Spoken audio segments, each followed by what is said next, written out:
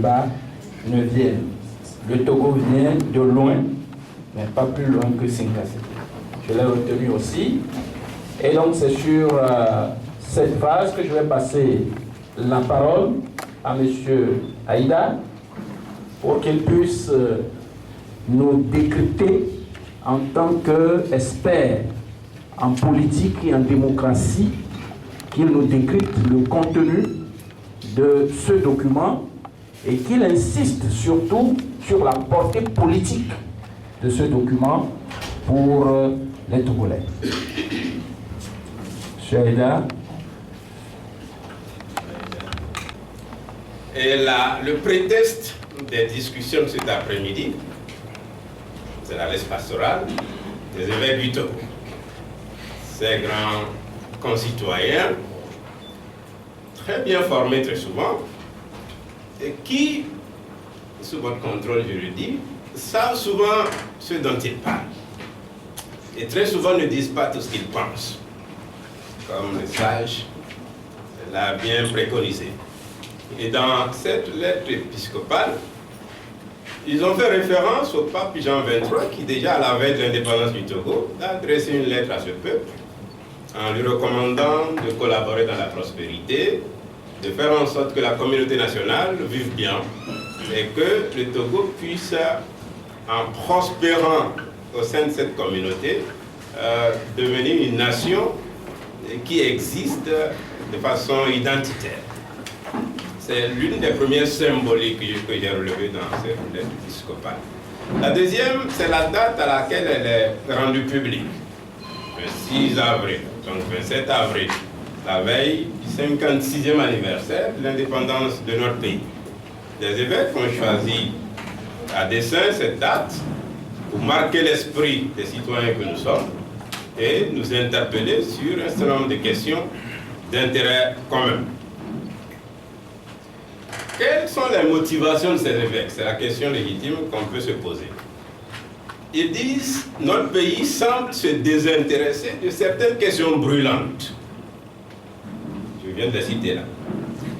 Ils disent aussi que le pays est tombé dans la léthargie après la présidentielle de l'année passée.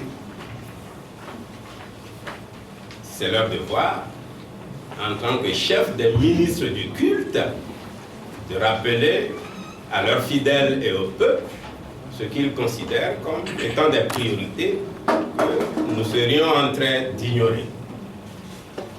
Personnellement, en répondant ou en réagissant à cette prise de position des évêques aujourd'hui, c'est en ma simple qualité de citoyen, et ça me rappelle il y a 13 ans avec un certain nombre de compatriotes du pays et de la diaspora, on réfléchissait et on se disait qu'il y a une certaine crise de la pensée dans notre pays. C'est-à-dire que les gens ne se donnent plus la peine vraiment de réfléchir. Les choses deviennent tellement ordinaires, on s'accommode de tout, y compris ce qui ne va pas du tout. Et quand, personnellement, en étant à l'étranger, j'ai lu cette lettre, j'ai dit, c'est un déclic. Et je me suis demandé, mais combien ils seront de nos concitoyens à prendre le temps de lire cette lettre épiscopale et surtout à le comprendre et à y donner un certain contenu ou une certaine suite. En me posant ces questions et en réfléchissant avec d'autres collègues, on en est venu à se dire, mais si autour d'un débat citoyen, on pouvait approfondir ces réflexions déclenchées par les évêques, ce serait une bonne chose pour la nation. J'espère avoir toujours 20 minutes, et pendant ces 20 minutes, dans un premier temps, je vais essayer de comprendre avec vous la démarche des évêques dans le contexte du processus politique au Togo. N'étant pas un expert des questions religieuses, je ne vais pas trop me hasarder à comprendre le sens biblique de leurs propos, mais le sens que cela peut avoir pour le citoyen togolais que je suis. Dans un deuxième temps, je vais essayer d'analyser leurs interventions dans le contexte de la démocratisation du Togo et aussi de l'exigence de redevabilité des dirigeants. Les évêques ont choisi le mot responsabilité. Moi, je préfère le mot redevabilité. J'expliquerai la nuance tout à l'heure. Dans un troisième temps, je ferai une sorte de conjecture en voyant avec vous ce qui peut constituer des priorités si nous donnons raison à ces évêques pour continuer dans la marche de la démocratisation de notre pays et aussi ressouder la cohésion nationale qui, il faut l'admettre, et les évêques l'ont dit aussi, a pris pas mal de coups tout au long de notre histoire. Alors, la démarche des évêques du Togo a emprunté 4 pistes majeures à mon avis. Les 6 chapitres abordés, je les ai regroupés en 4 en ne considérant de façon opportune que la dimension politique de leur démarche. La première piste est qu'ils nous demandent et nous définissent ce que c'est la politique.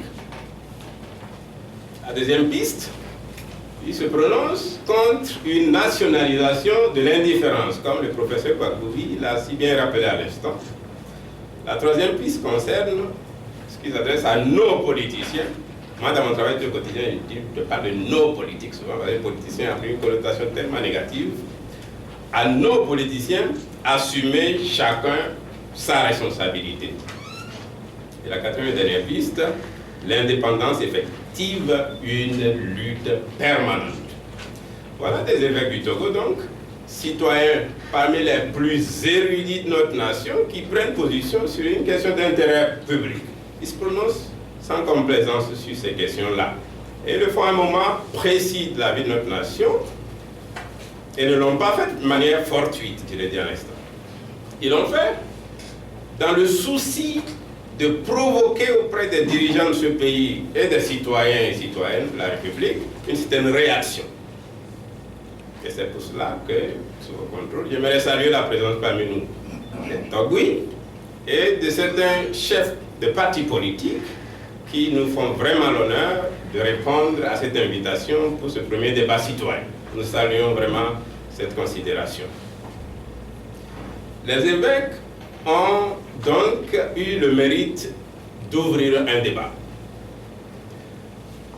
En bons érudits, ils nous ont amenés d'Aristote à Saint Thomas d'Aquin pour resituer le citoyen dans le contexte de la société politique et du rôle qui reviendrait à ce citoyen-là. Ils en ont tiré la conséquence qui se rapporte à la vie en société qui emporte un certain nombre d'obligations. Ils ont parlé de solidarité, comprise comme une obligation que les citoyens devraient avoir les uns envers les autres. Et en ce qui concerne les dirigeants, ils sont allés très loin pour considérer qu'il y a une certaine préséance entre dirigeants et citoyens. Les dirigeants, du point de vue de nos évêques, les évêques donc du Togo, les dirigeants ne viennent pas avant les citoyens, c'est l'inverse. Je les cite. Les gouvernants ne sont qu'un instrument au service de la politique. Leur tâche est de nous maintenir dans les limites de ce territoire, dans la tranquillité et la sécurité, dans la paix et la cohésion. Ils le disent bien. Ils vont plus loin. Ils disent, et parce qu'ils ne sont que des serviteurs, ils dépendent de la volonté du peuple, c'est-à-dire de chacun de nous. Ainsi, le principe, notez bien, de l'alternance politique, avant d'être une valeur démocratique, est surtout une exigence de droit naturel. C'est-à-dire, selon nos évêques, qu'il est de l'ordre normal des choses que quand un dirigeant finit son boulot, là, il passe derrière le rideau pour laisser place à d'autres qui ont parfois autant ou mieux à proposer à la société.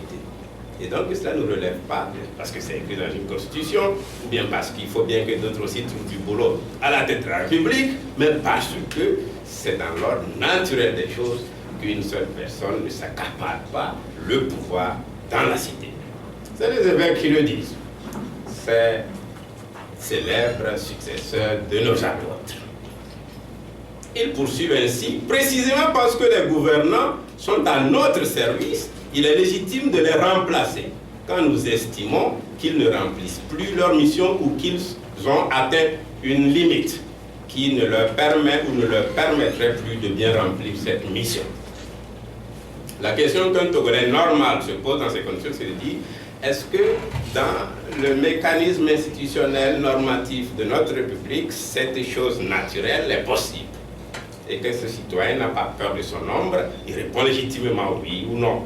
Et il se détermine par rapport à ça dans la suite de son engagement dans la vie de la cité.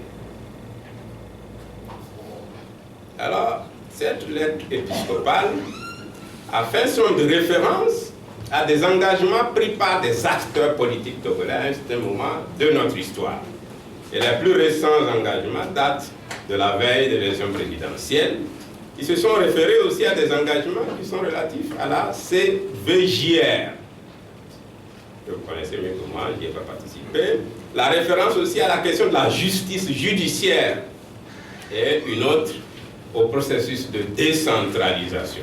Je me ferai un grand plaisir de revenir sur la décentralisation surtout, parce que j'ai appris que certains ministres togolais s'égarent par rapport à ça. Et j'ai une position particulière là-dessus, parce que c'est un des domaines sur lesquels je me suis beaucoup formé et travaillé ces dernières années dans d'autres pays. Le deuxième point de mon exposé, j'y arrive, concerne la démocratisation et ce que cela emporte de redevabilité. C'est très loin la période où, professeur, vous avez bien fait d'évoquer la Grèce antique, où on se réunissait sur la place publique, où on délibérait sur des questions d'intérêt. Cette étape de démocratie directe est passée. La démocratie a évolué, entre-temps, les sites de Tocqueville, les autres sont passés par là. On est allé à la démocratie représentative en élisant des gens qui nous représentent, qui votent des lois et prennent des décisions. Donc cette démocratie représentative a fait ses preuves, mais elle est totalement insuffisante. On en est à la démocratie participative, qui voudrait que le citoyen ne se contente pas d'élire des dirigeants et pour dire, voilà, et qui dirait, citoyen, dormez, nous veillerons sur vous. Ça ne se passe pas comme ça. Et les évêques nous disent, écoutez, citoyens, l'indépendance est une quête, est une conquête permanente. Et là-dessus, la redevabilité dont je parle consiste pour le citoyen d'être en mesure de demander compte à ses dirigeants et que ce soit se sentent dans l'obligation naturelle de rendre compte à ces citoyens qui leur ont dévolu des prérogatives. Mardi passé, j'ai débarqué à Lomé, à l'aéroport de Lomé. Alors j'étais très fier d'être togolais, aérogare toute neuve. Et puis j'ai trouvé une hôtesse à Sky, je lui ai dit, tu sais, c'est certainement le meilleur aéroport que je vois en Afrique de l'Ouest parce que j'ai sillonné tous ces pays, ça fait bien. Et puis moi qui suis souvent tellement taquin, j'approche un policier, il dit vraiment c'est bien, ça bouille dans le pays. Et il a dit, oui, beaucoup de choses changent dans ce pays. Je suis rentré chez moi en méditant, oui, beaucoup de choses changent au Togo. Puis je me suis retrouvé la lettre pastorale que je n'avais pas fini de lire. Et les évêques nous disent que beaucoup de choses changent, sauf certainement l'essentiel. Sommes-nous fiers, Togolais, de vivre dans cette cité par rapport aux lois qui nous gouvernent, aux principes de la République aujourd'hui? Les évêques répondent sans le dire non, parce qu'ils sont tellement bien formés et très respectueux des institutions que ce n'est pas à eux de dire ça ne va pas. Le processus politique au Togo, dans la durée, a connu des péripéties, pas mal de péripéties. À chaque fois qu'il y a élection, nous nous bagarrons, ceux qui peuvent mourir meurent, et puis on revient, on fait un semblant de dialogue, et le cycle continue, et nous sommes dedans. Et nous sommes environnés, c'est pas si le mot existe, nous sommes entourés de pays qui, sur le plan de leur processus politique, avancent bien. Il y a au Togo, et si nous sommes conscients, nous le reconnaîtrons, une certaine carence dans la gouvernance démocratique. On ne le dit pas parce qu'on est opposant en fait, on le dit parce qu'on est citoyen. C'est parce que vous faites la nuance. Il y a dans ce même pays que nous aimons tant, une certaine culture du conflit. On aime tellement ne pas s'entendre et on fait pratiquement tout pour ne jamais s'entendre. Et c'est de cela que j'aimerais vous entretenir un peu. Et en termes de désaccord, par exemple, sur le plan au sommet, nous ne nous entendons pas, par exemple, sur le mandat présidentiel. C'est tellement connu de tout le monde que ça ne préoccupe plus personne. Nous ne nous entendons pas sur le mot de scrutin. Nous ne nous entendons pas sur la réforme de l'administration électorale, CENI, soit dit. Nous ne nous entendons pas sur la réforme de l'armée. Bien sûr, il y a la réforme du secteur de la sécurité qui est faite selon toutes les normes sur terre et ça se passe bien, c'est tant mieux. Nous ne nous entendons pas sur la réforme de la Cour constitutionnelle. Beaucoup de Togolais ne se voient pas à travers les décisions de ces grands juges. Et puis il y a la question de l'impunité que les évêques ont rappelé, la question de l'éligibilité aux élections, notamment celles relatives aux conditions de résidence. Je viens de voir à l'instant un de mes frères qui vient d'Azamou comme moi, il lui a dit, est-ce que je peux être conseiller municipal à Azamou même si je ne vis pas au pays de temps en temps, ça me donnerait une motivation complémentaire pour contribuer à ce que la commune d'Azamou marche bien. Il m'a dit, oui, non, tu ne peux pas parce que la loi ne t'autorise pas, parce que toi tu vis à l'étranger. Et voilà. Donc, moi et des millions de Togolais qui n'avons pas le mérite de vivre sur le territoire, nous sommes moins Togolais que d'autres et nous ne pouvons pas participer à certaines élections parce que nous sommes punis pour ne pas vivre au pays. Ça doit préoccuper des citoyens consciencieux. Et il y a un certain nombre d'autres nœuds gordiens autour desquels des citoyens consciencieux devraient se prononcer. Il y a des débats dont nous ne devons pas avoir peur. Et parmi ces débats, la question que je vous poserai est ceci. Comment réussir des réformes démocratiques durables dans un système politique qui est lui-même patrimonialisé? C'est-à-dire qu'au Togo, nous assistons à présent à la patrimonialisation de l'État. C'est-à-dire que l'État appartient à un certain groupe d'individus qui ont la garantie presque indéterminée de jouir des privilèges de l'État aussi durablement que possible. Et les lois de la République et les mécanismes de fonctionnement des institutions ne donnent pas la même chance à d'autres catégories de citoyens. Je ne le dis pas parce que je n'aime pas certains, je le dis parce que c'est tellement évident que tout le monde allait au courant. Mais on ne va pas se contenter de le dire, parce que l'un des constats faits, c'est que nous, Togolais, on est tellement forts dans les diagnostics qu'on ne trouve aucune thérapie à nos problèmes. La question à présent, c'est de dire, ok, on fait quoi maintenant? On va y venir tout à l'heure. Il se fait que la cohésion sociale est rompue. Avec mon collègue Cyril, ici, que je vous présente, nous revenons de la Guinée. Notre cabinet a appuyé le gouvernement de la Guinée dans son processus de justice transitionnelle pour dire, les Guinéens disent, écoutez, on s'est jamais trop longtemps, depuis Sékou Touré jusqu'à maintenant, on a bien envie de faire la paix, on a envie que nos partis ne soient plus calqués sur des ethnies, que Malinké, Soussou, Forestier et quoi d'autre encore, se parlent et que la chose politique puisse transcender les clivages naturels de la société. Et nous sommes allés organiser des consultations nationales pour eux. Et eux, ils ont les ethnies sont alignées sur les partis et ça ne va pas, il y a beaucoup de morts très souvent.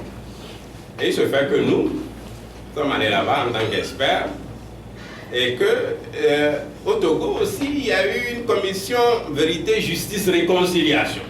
La question que vous poserez, à laquelle je suis sûr que vous ne me répondrez pas, est-ce que depuis la CIVR, nous sommes réconciliés? Si vous étiez très courageux, vous me répondrez à l'unisson. Alors, il y a des performances que cette commission a connues. Aux Nations Unies, on dit que c'est l'un des processus qui, du point de vue du respect des procédures, a été assez bien. Parce qu'on a consulté les citoyens, qu'est-ce qu'ils ont envie de faire. On a identifié les crimes, on connaît les auteurs, les victimes. On a même été jusqu'à proposer, la CIVR avec sa commission dirigée par M. Bariga, a proposé comment dédommager ceux qui ont subi ces violences-là. Où l'État en est aujourd'hui, ne répondait pas.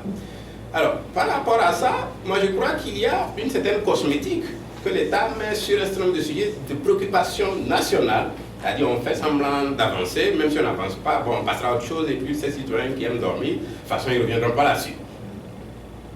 Donc, c'est la cosmétique. Il en est ainsi de la décentralisation, réconciliation.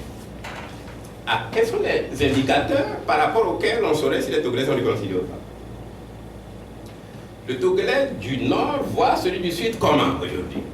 Qu'est-ce qui fait la différence entre un ressentissant de Pia et un ressentissant de Yoto? Qu'est-ce qui fait qu'a priori, ils se soupçonnent quand ils sont ensemble? Qu'est-ce qui fait que le compatriote de Sotouba a plus de chances de trouver un emploi dans l'administration plus rapidement que celui de Tchévier?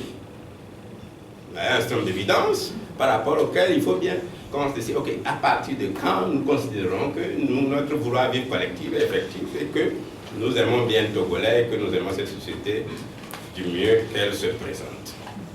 Il y a pas mal d'engagements liés à ces JVR par rapport auxquels il faut rappeler aux dirigeants qu'on ne doit pas prendre le peuple pour une bande d'enfants. La troisième et dernière partie, j'en finirai en 7 minutes, Je pense qu'il y a des chantiers par rapport auxquels nos dirigeants, nos politiques et ces citoyens doivent pouvoir s'engager de façon assez crédible et durable. Il y a des chantiers qui, en termes de priorité, concernent les réformes, par exemple. Ces dernières années, j'ai eu pas mal d'occasions de discuter avec certaines personnes, parfois haut placées même dans le régime ici. Ça vous étonnerait parce que ceux qui connaissent les conditions dans lesquelles j'ai quitté le pays croient que je n'ai pas. J'ai le privilège de discuter même des ministres togolais, ça, tant mieux. Ça fait partie des choses qui ont changé. C'est tant mieux. Mais j'ai acquis la conviction que le régime UNIR ici, qui dit le PSMA, est incapable à lui seul de faire des réformes politiques efficaces. Ça, c'est évident. Le président qui a la tête de ce pays, s'il ose faire certaines réformes, son régime est compromis. S'il ose le faire seul, il attend certainement de ses opposants un certain nombre de garanties qu'il n'obtient peut-être pas. C'est des questions. Je le pose parce que quand il m'a amené travailler au Burkina Faso, en Guinée, et présent depuis un mois en RDC, je travaille avec des opposants et des dirigeants. Quand on discute, et je me vois, et je me suis surpris, j'ai même surpris des camarades togolais quand je dis, écoutez, ces gens devraient aller se parler tout le temps. Parce que c'est ce que je recommande à d'autres pays. Mais pourquoi chez moi ce ne serait pas ainsi? Il faut que des gens se parlent. Et puisqu'ils sentent que les Togolais sont intelligents, ce n'est pas bon qu'ils dorment dans le cul-de-sac dans lequel se trouvent. Il faut, à mon avis, que nous ayons le courage de créer le cadre politique des changements structurels. Les journalistes togolais parlent de réformes institutionnelles et constitutionnelles. Ce n'est même pas où c'est écrit sur les monuments de l'homme. En gros, il est question de faire en sorte qu'il y ait, sur le plan des institutions, des mécanismes qui permettent à tous les acteurs qu'on aille vers des changements progressifs qui, à terme, réussiraient à nous réconcilier. On a compté le nombre de négociations infructueuses qu'on a eues.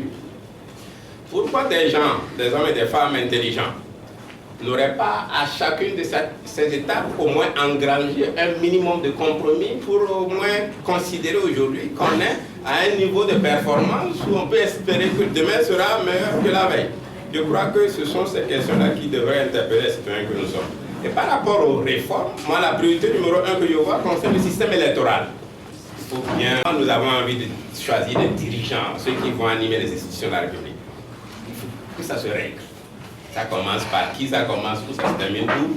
Ben, des gens, les citoyens comme les autres détenteurs de pouvoir savent de cette façon, il ne faut pas arrêter d'en parler et d'agir à ce que cela advienne. La priorité 2, c'est qu'il faut créer les bases de la gouvernance démocratique consensuelle.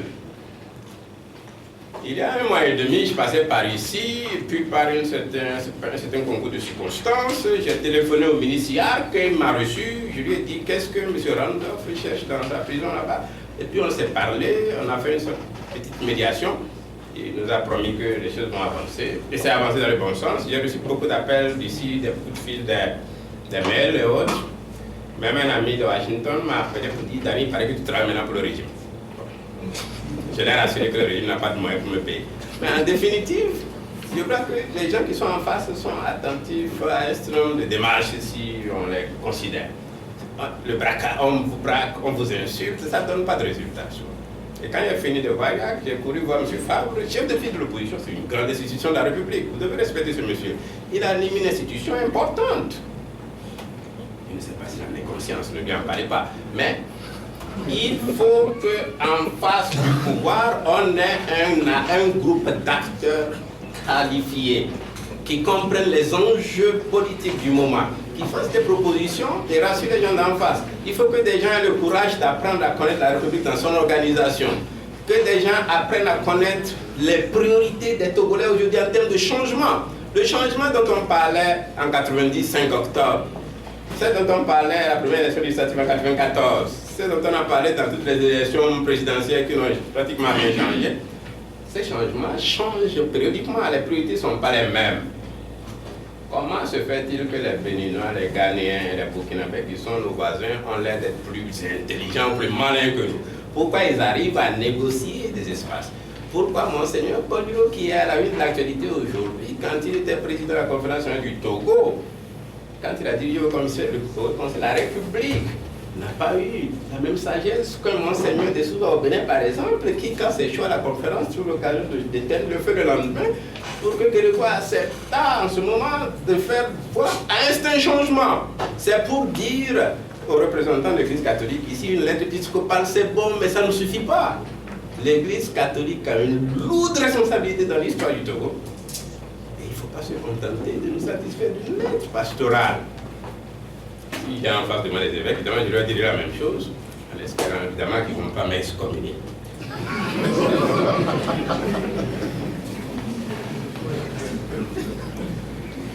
La priorité numéro 3 qu'on ne trouve pas dans nos lois.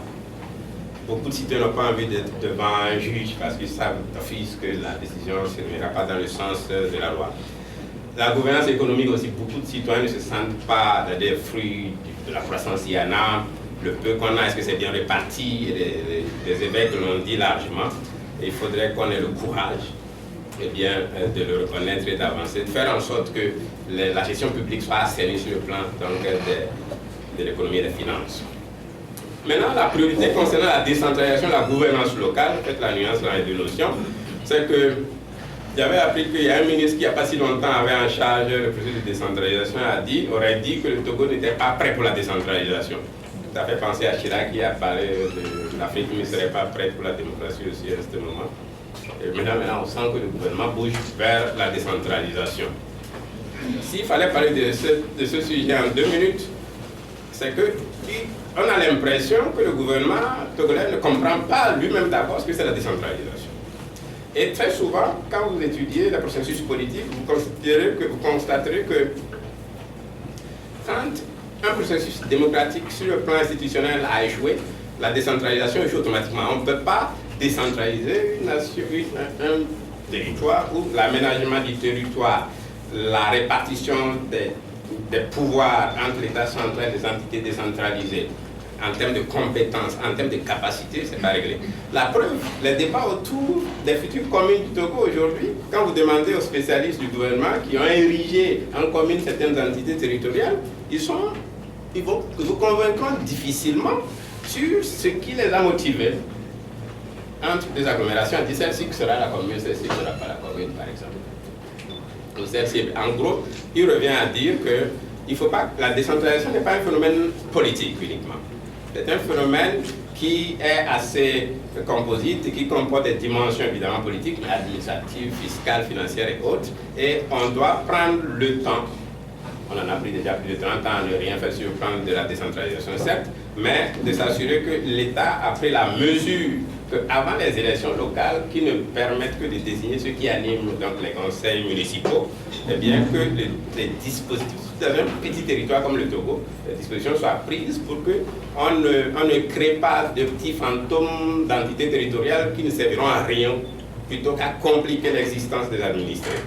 Et ça, il faut l'éviter. Et le risque, j'écrivais la dernière fois sur ma page pour dire, si on y prend garde au Togo, la crise à mango actuellement, ça sera multiplié dans toutes les communes du Togo si on décentralise mal.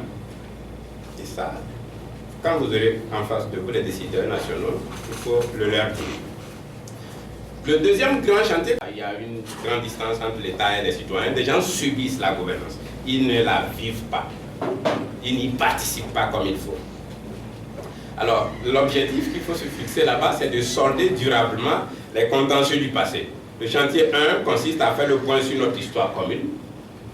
On n'est pas très vieux, mais même ce qui s'est passé il n'y a pas si longtemps, il y a tellement de divergences là-dessus. Docteur, historien que vous êtes, vous avez du boulot. Mais que ce boulot soit fait de façon scientifique, pour qu'on ne nous raconte pas l'histoire à l'envers, au contraire de ce qui est dit. Et il faut à un moment qu'on nous dise, par exemple, définitivement, on sort de compte. Qui a tué Jigri Solupio? Qui a tué Sivali Solupio? Qui a fait quoi? Il y a toutes ces affaires-là. Et qu'on commence à enseigner à nos enfants, parce qu'on en a aussi beaucoup maintenant, l'histoire de notre pays, la vraie histoire de notre pays. On commencera à se réconcilier là. Le chantier 2 sera de dédommager les victimes de violences graves. Et Dieu sait qu'il y en a eu beaucoup. À défaut, si l'État actuel n'a pas le courage de sanctionner les auteurs de ces violences, comment dédommager? Parce que l'État est responsable de ces situations. Il y a des gens qui traînent encore des séquelles d'énormes violences dues à haute défaillance de l'État. Le chantier 3, c'est d'adopter un nouveau pacte de valeurs nationales Qu'est-ce qui fait que je me sens togolais autant que Cyril? Qu'est-ce que nous partageons comme valeur en tant que Togolais qui nous rend différents des autres? Je n'en connais pas beaucoup parce qu'on n'a jamais eu le temps d'en parler et nous n'avons pas pu harmoniser nos vues sur ces aspects-là. Chantier 4, il faut ériger des symboles de la nation et consacrer le vouloir vivre collectif. Quand je dépasse, quand je vois un monument devant la nouvelle aérogare, quand je vois le monument de l'indépendance, il faut que je donne à cette symbolique-là la même signification que tout citoyen. Il faut qu'on érige à travers tout le pays des symboles qui démontrent que nous sommes Togolais et que c'est ça qui détermine notre vouloir vivre collectif. Pour conclure, messieurs, dames, il semble que les Togolais sont intelligents, mais nous n'avons jamais encore eu le mérite de le prouver au monde. Et sur le plan de la démocratie, de la gouvernance, nous sommes considérés comme les derniers de la classe. Et je suis très mal à l'aise de le constater souvent et je suis malheureux de le partager avec vous. Merci. Et non de l'Église catholique du Togo, qui se prononce souvent de façon périodique à travers la conférence des évêques. Et de cette façon assez constante quand même, quand on voit ne serait-ce que les références données dans cette lettre épiscopale, que je dirais que l'Église a été assez constante dans, disons, ses rappels. Ces gens ont été formés pour nous dire ce que nous avons à faire. Leur mission, le boulot s'arrête là très souvent.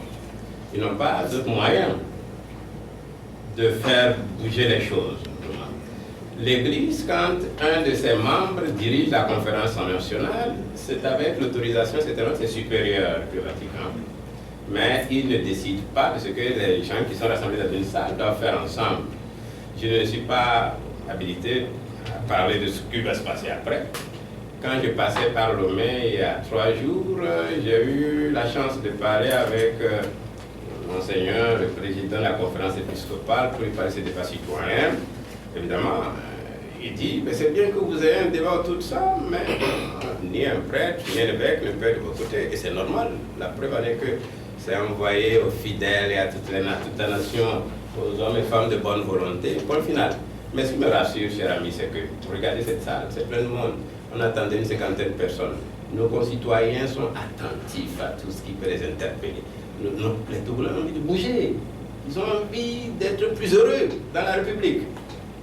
Si l'appel des évêques est entendu comme, disons, c'est la conscience collective sur laquelle ils veulent agir, si cela donne lieu à ce débat citoyen, et que si ce débat citoyen suscite des déclics, amène à ce que dans cette salle, nous avons des politiques, nous avons des responsables traditionnels, nous avons des médias assez bien placés. S'il y a un certain nombre de valeurs qui ressortent de ça, en termes de dépassement de soi, en termes de valeurs communes à partager, ce sera déjà un bon commencement. Attendez parce que l'année prochaine, ils publient une autre lettre pastorale. Donc le contenu peut-être sera un peu différent de celui-ci. Ils aborderont d'autres choses et c'est ça ce qu'ils ont appris à faire. Mais vous et moi, citoyens de la République, quel est notre boulot? C'est ça la question. Et moi, qu'est-ce que je sais faire? Organiser un débat citoyen. Et les journalistes qui sont ici, que je respecte bien, que j'aime bien, je suis très content de voir d'ailleurs de grands confrères ici, ils vont relayer ça et les gens seront au courant. Il y a des acteurs politiques ici qui vont peut-être demander à rencontrer fort demain pour dire, monsieur, il faut bien qu'on bouge un peu. Merci bien.